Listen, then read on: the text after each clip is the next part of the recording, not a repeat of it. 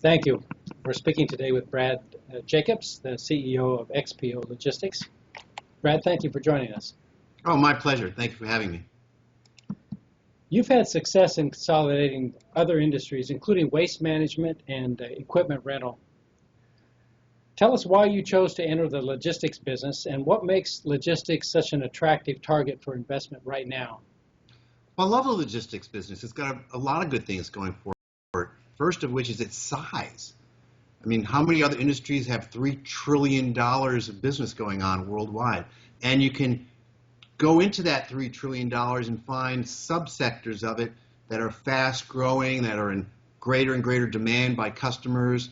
So if you look at our last mile franchise, where we're number one, we're the largest last mile logistics provider. It's growing from the outsourcing trend from retailers. You have an e-commerce trend going, and we have a very differentiated service offering there. If you look at our intermodal, where we're not number one, we're number three, and that's growing from a trend to go from, for some portion of freight to go from over the road to cheaper rail. And you also have the nearshoring trend in Mexico, which is fueling that. You have the truck brokerage industry, which is a large market to go after. And you have 10,000 truck brokers, and there's this big market share shift going from the 9,900 some odd smaller brokers to the handful of bigger brokers who have competitive advantages over the smaller ones. And then you look at Expedite, where we're number one in Expedite, and that's being the growth of that's being fueled by just-in-time inventory. And then contract logistics. I love the contract logistics business, and what attracted me to that was the stability of the longevity of the relationships with the customers, the non-commoditized nature of the relationship. And then over and above that, so we have these leadership positions in these areas of logistics that are the fastest growing, that are in great demand, but then we have the complete package. So it's an opportunity to have a conversation with customers, particularly the larger ones, about their entire supply chain from soup to nuts, and I find that very attractive. And I know you're convinced that we'll see more and more outsourcing of transportation services by shippers, right? I am, because whether it's a retailer or a manufacturer or some other type of business, it's not their core competency to manage their goods, the supply chain. That's not what they do for a living. Maybe they have a small division that does that. Whereas 3PLs like XPO Logistics and like some of our great competitors, this is what we do for a living. This is what we have experts in. We have people who've been doing it for decades. It's a real core competency of ours, and it makes sense for people to outsource their logistics to experts, in my opinion. All right, very good, thank you. You've been quoted as saying that you expect logistics to be dominated by a few very large companies and a large number of small firms and specialized service providers. Explain what you think, why you think that will be the case, and what are the forces that are driving that change in the industry?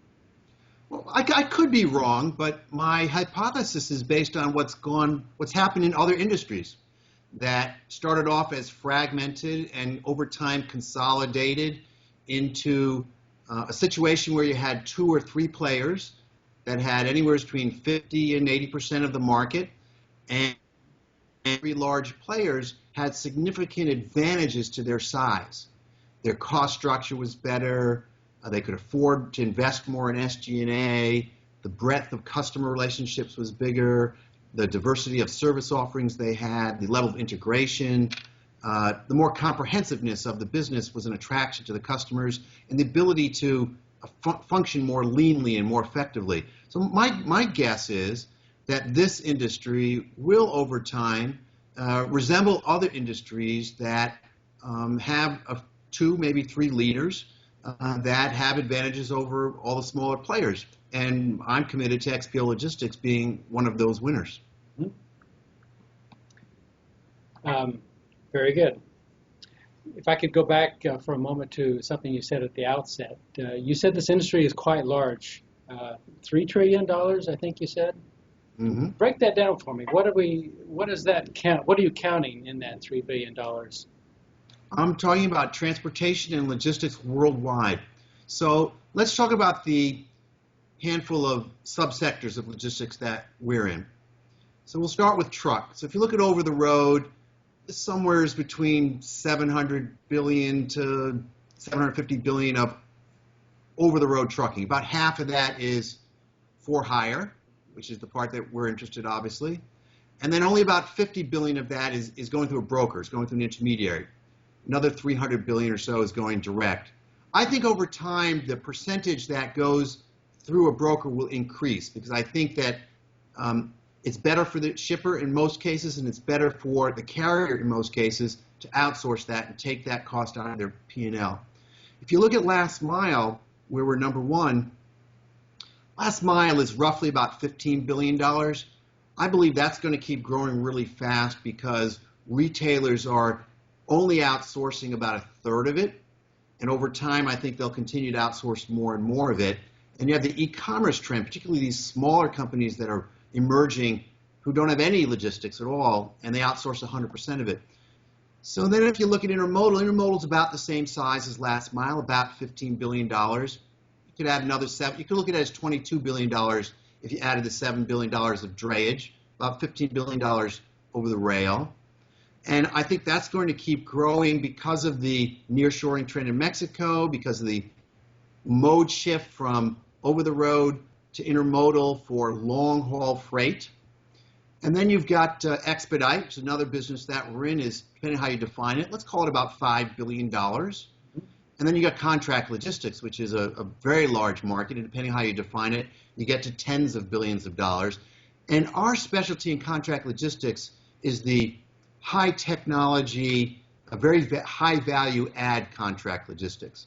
So we have big customers with complex supply chain problems that we solve for them. All right, that's very helpful to see a breakdown like that. Thank you. One final question has to do with the use of technology. And I know you've placed a heavy emphasis on the use of technology to integrate the service offerings that you have. Why is that so important? And could you describe the ways in which you think technology will be used in the future to provide logistics services? Well, technology is important, in our opinion, and that's why we're investing so heavily in it. This year, we'll spend about $125 million in technology. And I think that's the highest percentage of revenue of any logistics company that I know of. And we're happy to invest in technology because it enables us to do things for our customers that most or all of our competitors can't do in certain instances. So it brings a lot of added value to it.